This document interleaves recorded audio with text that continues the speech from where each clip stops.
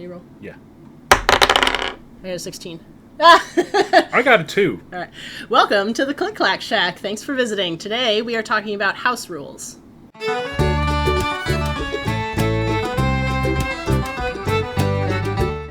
So when we say house rules, we're talking about both official alternate rules, like some of the variant rules in the Dungeon Master's Guide, as well as actual homebrew rules. And we're going to talk about these homebrew rules and talk about what we like and don't like about them. Yep.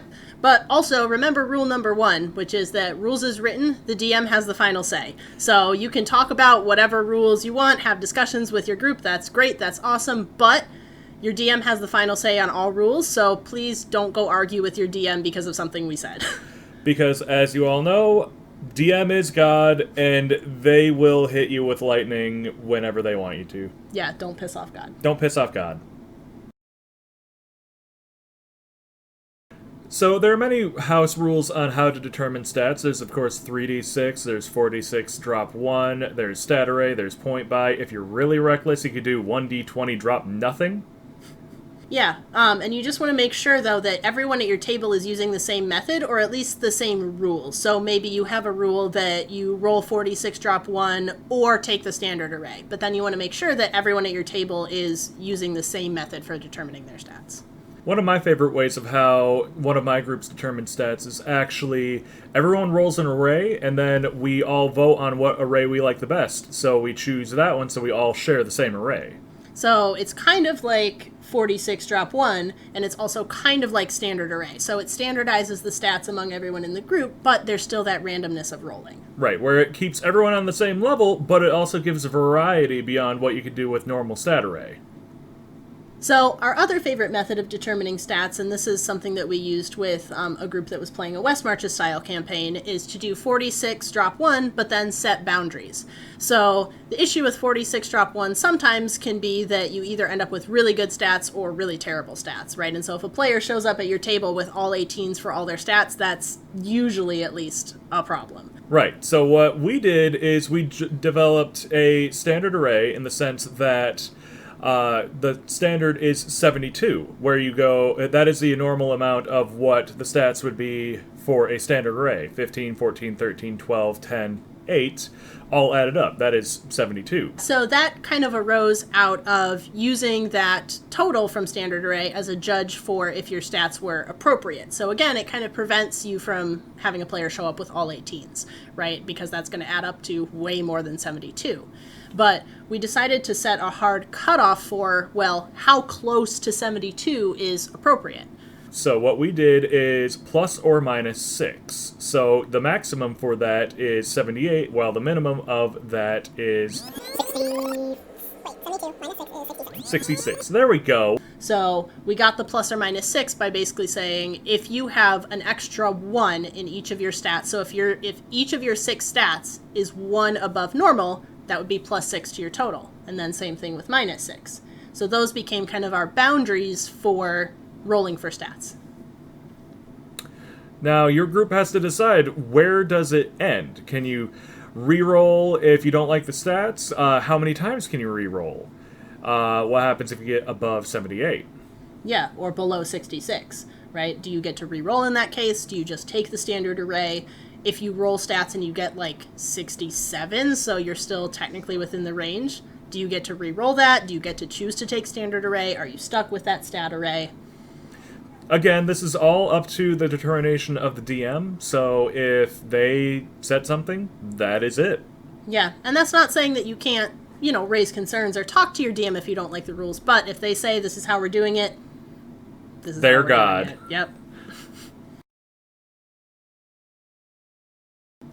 So another one of our favorite house rules is spell crits. First, we want to acknowledge that crit calculation in itself can be a house rule. So rules as written, on a critical hit, you would roll double the damage dice that you would normally roll. But a lot of people also do double damage where you roll once and just double that number. We generally do the rules as written, so we'll roll double dice for crits.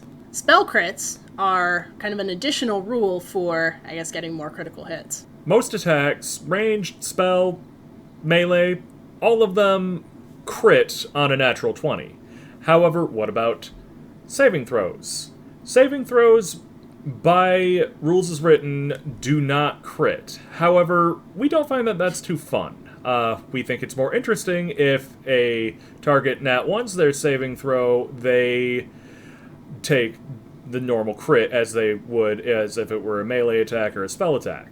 Yeah, so basically, critical failing a saving throw, we think, should be the same as if somebody attacking you gets a critical success on their attack. Otherwise, there's no way to do critical damage with a spell that requires a saving throw. So another house rule specifically for casting spells is spell points. And this is actually a variant rule that's in the Dungeon Master's Guide, so some of you might already be familiar with this.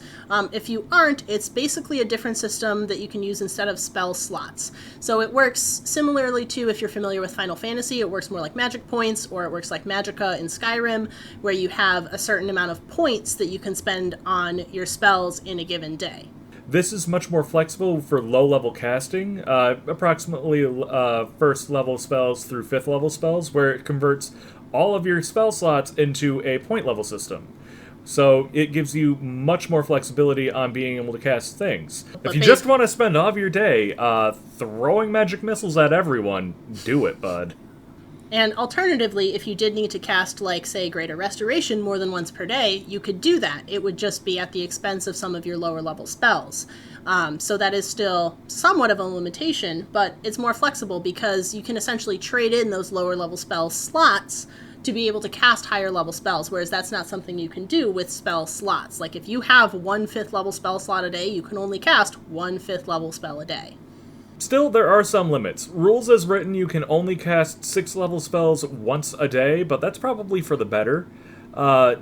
Most of those spells, while they may be great in some contexts, they may not be as important to use as often, that we really don't want to be using True Resurrection 10 times a day. Yeah, that might break your game just a little bit. So another downside of spell points for me is that the spell point costs of various spells are not super intuitive. In fact, I'm going to have to read them because I don't have them memorized. So for spells of 1st, 2nd, 3rd level, etc., the costs of the spell points go 2, 3, 5, 6, 7, 9, 10, 11, 13.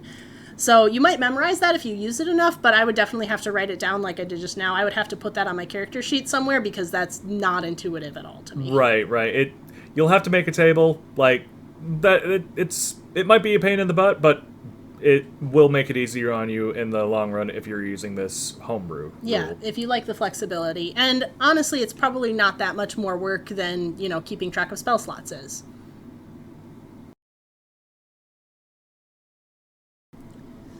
So another house rule that you could potentially use is severity rolls, and some of you might be familiar with this if you have DMs who ask you to do this. The basic idea is that if you roll a nat 1, your DM might ask you to roll another d20 to determine the severity of your critical fail. I'm not a huge fan of these because I feel like it creates an imbalance with nat 20s. It's not strict enough. Like, if you roll a nat 1, you fuck up. That's end of the story. The only time that I would include rolling later on due to a critical fail is rolling AC for hitting your ally. So I kind of like severity rolls as a mechanic. First of all, it's another roll. We like rolling. We like rolling dice. That's why we play D&D. Fair.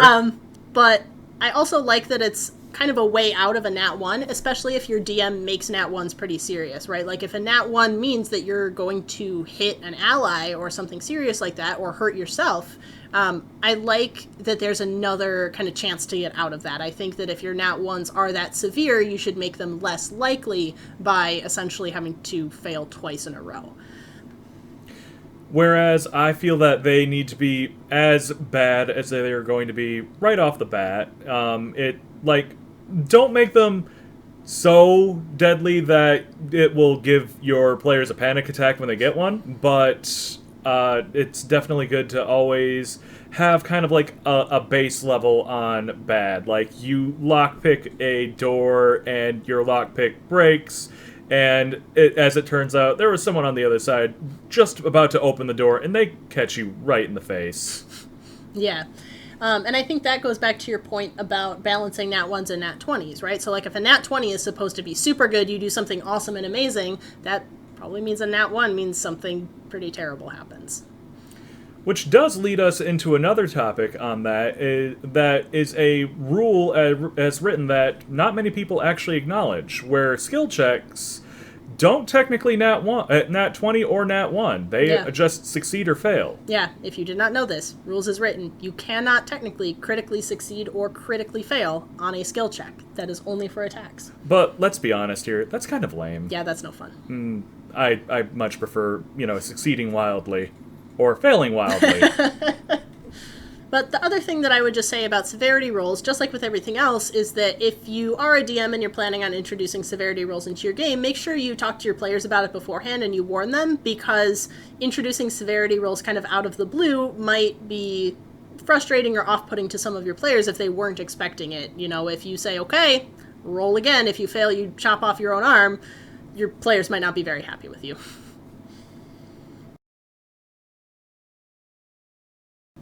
So another house rule that you might use is reflavoring your attacks. And so by that I mean basically you as the player describing that you use a weapon in a way that it's not really intended, or attacking in some other way that you don't necessarily have like on your character sheet. For example, one of my more recent characters, I was playing a Battle Rager Barbarian, which, if you aren't aware of what that is basically a weaponized mosh pit, where the barbarian themselves is wearing spiked armor. The way I was running this character is that he was wearing spiked armor, his fists were spiked, and he was an unarmed fighter. And I wanted to reflavor that for one of my attacks, just biting a dude. And I neglected to let my DM know of that, and it led to a little bit of a discussion, which that wasn't allowed. Basically what happened is, instead of describing your attack how you normally would and saying that you punched, you said, well, I want to bite. But then our DM was like, what? Can you bite people? That's not how it works. Yeah, like, what do you roll for that? So it became a whole thing because, you wanted to be able to bite with this character, but that wasn't a mechanic that you had on your sheet, essentially. Right. Correct. So basically our consensus on reflavoring your attacks is that it should be allowable in some instances, of course, up to DM discretion, but there are also ways that it can get broken if you're not careful with it. So for example, you might have a situation where you're trying to reflavor an attack to use a weapon that you're not proficient in, or trying to do more damage, and that could be a slippery slope to breaking your game. And if your DM is concerned about any of this, there is such thing as the improvised weapon, which that is essentially for if you can't categorize the item that you're attacking with, such as a table leg. And this would be something that you should really bring up to your DM if you're planning on doing something. For example, shield bashing a lot. That is a feasible weapon, but the DM needs to make a determination on that before you bring it into the game. Yeah, so basically, if your DM or you as a DM are looking for a way to rule some of these reflavored attacks, again, you can refer to those improvised weapon rules. So for example, your player says, I want to hit somebody with a chair. There's a rule for that. And if you are planning on playing a character who uses weapons that don't have pre-written rules for them, like the shield bashing example, that's something to definitely talk with your DM beforehand about how you want to rule those attacks, what damage die it should use, all of that. Rule number 1, DM is the one that makes the rules. They are your god. Don't argue with God. Thanks for visiting the Click Clack Shack today. We hope you come back soon. We try to put up a new video every couple of weeks, so make sure you click that subscribe button so you always know when we put up a new video. Also, follow us on Twitter at Click Clack Shack and let us know what you want us to talk about next. Until then, may all your hits be crits.